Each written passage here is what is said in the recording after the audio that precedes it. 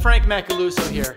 I took a break from my E31 S85 V10 swap for about a month to 2 months so I can show you how I made my CNC Plasma machine.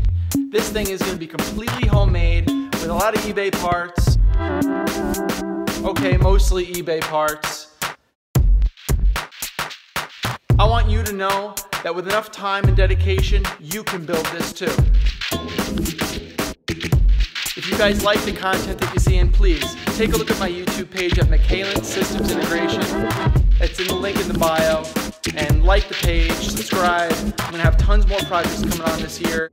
The CNC Plasma is going to be a 10-part series. I'm going to start releasing videos next week of every step of the process as I'm going through from scratch until I finally cut my own first part. It's going to be really exciting, and I'd love for you to join me and comment and ask questions too.